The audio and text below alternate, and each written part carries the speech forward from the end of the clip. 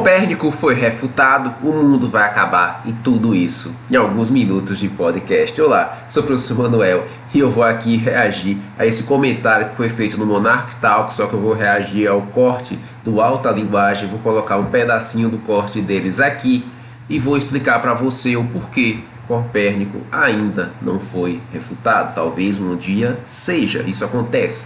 Então Copérnico estava errado. Se quiser falar que tá girando em torno, você meio que você tá girando em torno. Não. Ele falou que o sol tava parado e a galera tava girando em torno. Não, pô. O lance não foi esse. O lance é a posição relativa. E relativo não sentido da relatividade aqui. Mas distância em relação à posição e mudanças das posições. Isso eu acho que é o que importa. Não importa se esse sistema está se movendo. O que importa é se a posição relativa for lá fora aquelas. Basta isso para que o Copérnico não esteja refutado. Cara, o pior que eu gosto... Que não. Como vocês viram nesse corte aí que eu fiz do Alta Linguagem, o Alan dos Santos disse que Copérnico foi refutado porque ele achava que o Sol era fixo. Então tá tudo ok, foi refutado, foda-se, não. Você vê que ele até interrompe o Monark várias vezes. E o Miorim usa o argumento de que o Copérnico estava usando uma posição relativa. Por que ele usa esse argumento, professor? Ele depois vai entrar em outros assuntos e ele não vai abordar aquilo ali. Até aquele momento, a teoria mais aceita, até disseminada pela igreja, seria de que a Terra seria não só o centro desse sistema solar, como o centro do universo. O que é que isso quer dizer? Que a Terra era parada e o Sol e todos os outros planetas orbitavam ou, vamos dizer assim, usavam a Terra como referência para conseguir dar a sua voltinha ali. Quem fez isso? Aristóteles e Ptolomeu. Aristóteles e Ptolomeu foram gregos, todo mundo já conhece Aristóteles. Ptolomeu talvez vocês desconheçam um pouco mais, mas eles tinham também essa teoria de que a Terra era parada, ficava ali quietinha e os outros objetos espaciais, aí, os outros objetos que rodavam pela Terra. E o argumento que eles davam para isso era que se isso fosse verdade, que a Terra que girasse, e não só girasse, ela girasse em torno de si mesma, que eu estou dizendo, a rotação, como ela também fizesse um movimento de translação, as aves e as coisas que voam ficariam para trás, não conseguiriam chegar nunca no mesmo lugar. Parece algum argumento terraplanista? Parece, não parece? Mas Copérnico, pelos 1700, ele já tinha uma resposta para isso. Ele já tinha pelo menos uma resposta observacional, que ele dizia: bom, então se você está num navio, o navio está em movimento, e você joga algo para cima, aquela coisa tem que cair fora do navio. Não é isso? Você joga algo, a coisa tem que cair fora do navio, não pode cair mais dentro do navio, porque o navio continua se mexendo, aquela coisa deveria cair para fora, mas isso não acontece. Por que isso não acontece, professor? Já dissemos, né? Gravidade, beleza, entendemos que puxa as coisas para baixo, já tem vídeo sobre isso aqui no canal, acho que não me engano, uns shorts, e ele vai usar agora a referência. O que Copérnico percebeu? Que para o sujeito que joga aquele objeto no navio, o objeto cai em linha reta. Eu pego aqui, pum, e o objeto cai em linha reta. Mas para o observador que estivesse do porto e observasse aquele barco e visse o movimento, para ele ia ser uma parábola ou teria uma curva. Então nós entendemos isso aí. Ah, professor, vamos saber o porquê por causa das leis de Newton, né? O que está em movimento tende a ficar em movimento e o que está parado tende a ficar parado, famosa inércia. Copérnico ainda não sabia o porquê disso, mas ele conseguia provar que, dependendo do referencial, acontecia esse tipo de coisa. Que você achava que era um simples movimento reto de algo caindo, fazia uma curva. Por que fazia essa curva? Então, não faria sentido nenhum fazer essa curva. Não faria sentido nenhum se a Terra não se movimentasse, jogar algo para cima e esse algo não voltar em linha reta e cair de novo onde eu quero. Por que aquele objeto ele faz isso e faz uma parábolazinha e cai no outro momento? Porque ele conserva aquele movimento, conserva aquela energia, ele vai ser jogado e vai cair de novo na minha mão. Copérnico tentou usar isso aí para refutar a ideia do geocentrismo, mostrando que sim, o Aristóteles e Ptolomeu estavam refutados dependendo do referencial do cara, e se tinha essa curva era porque a Terra se movimentava.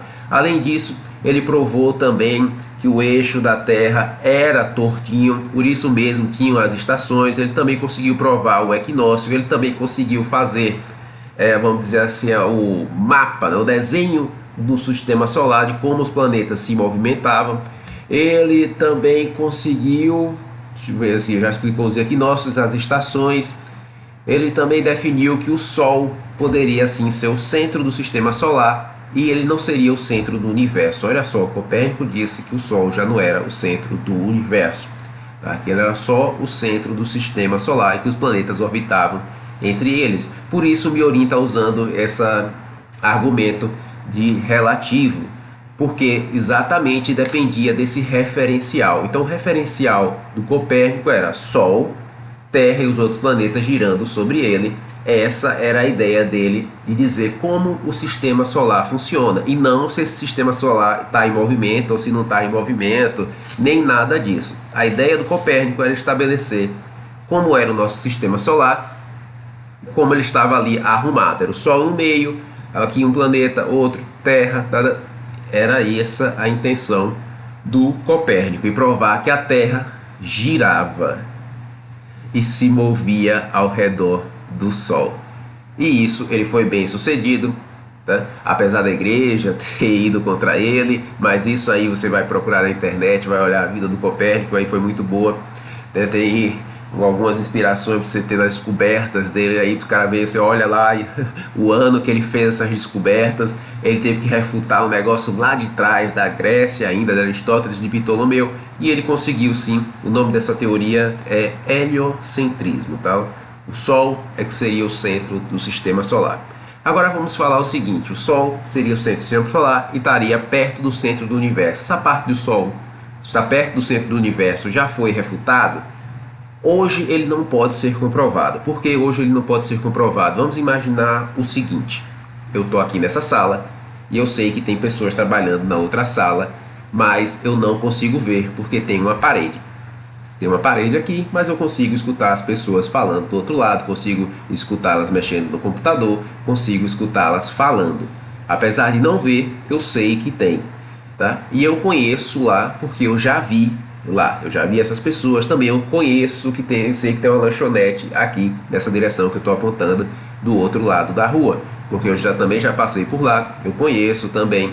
Então, da mesma forma, quando eu estou dormindo no meu quarto e eu escuto um carro passando na minha rua, eu sei que tem um carro, apesar de eu nunca ter observado aquele exato carro que está passando por lá, eu posso nunca ter visto aquele carro, mas eu sei que ele é um carro, eu sei que ele existe e eu sei por onde ele está passando. Por que eu estou dizendo isso? Porque naquela época de Copérnico, o universo visto e conhecido praticamente se coincidiam.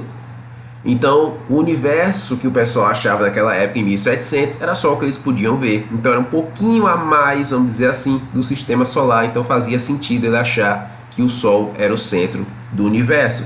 Ah, professor, então hoje pelo universo que nós conhecemos, ou seja, o universo maior, o universo que nós conhecemos é diferente do universo que nós vemos. O universo que nós vemos é bem mais reduzido, mas quando vem uma luz e chega nessa parte aqui que eu consigo ver e perceber, olha, eu estou vendo essa luz aqui, ela é de frequência tal, então quer dizer que tem alguma coisa naquela direção. Às vezes vem um som e se vem um som, se vem uma radiação assim, da frequência tal, então quer dizer que para ter uma radiação dessa tem que ter uma estrela tal, tem que ter um pulsar, tem que ter, então aqui tem alguma coisa disso assim. Então eu conheço pelas radiações, eu conheço pelo que eu já vi o que pode ter daquele outro lado, mas infelizmente eu ainda não consigo ver. Então o universo conhecido é maior do que o visto. Na época de Copérnico eles eram praticamente a mesma coisa, por isso ele tinha essa ideia de que o Sol seria sim o centro do universo, ou estaria sim perto do centro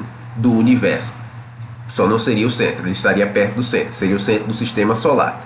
Ah, professor, então tá aqui nossa querida Terra girando ao redor do Sol e o nosso sistema se movimenta em alguma direção, mas isso não muda, como eu disse, ó, o referencial de Copérnico era isso aqui. A Terra continua girando ao redor do Sol, esse negócio continua girando ao redor da minha mão, independente do movimento da mão que eu estou fazendo. Tá? Entendido esse argumento do Miorim, nós entendemos o porquê, né, Copérnico conseguiu refutar essa ideia, né? Lembra do objeto abandonado. Então, para quem está do porto, ele faz sim uma curva na queda. Ele faz uma curva na queda.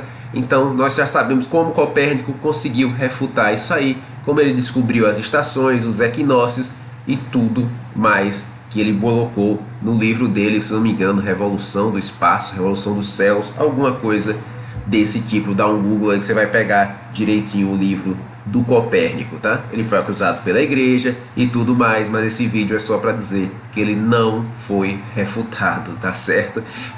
O que Copérnico descobriu ainda continua aí, as estações continuam aí. Ele refutou Aristóteles e Ptolomeu e pode ser que amanhã alguém refute ele, tá certo? Pode ser que amanhã a gente também descubra como é realmente o universo e descubra, olha, ele tinha razão, a gente descobriu mais coisa para lá, mais coisa para cá e mais ou menos nosso sistema solar fica no meio ou fica perto do meio. Pode ser, não pode ser, mas no que a gente conhece hoje não seria isso aí. Nós não estamos perto do centro do universo. Para vocês aí que são decenautas, nós não estamos perto de Oa, infelizmente. Ninguém ainda vai pegar o anel de Lanterna Verde de forma fácil, tá certo? Sou o professor Manuel, aqui do Aprende Porra Kaizen Reforço Escolar. Até a próxima, minha gente. Valeu!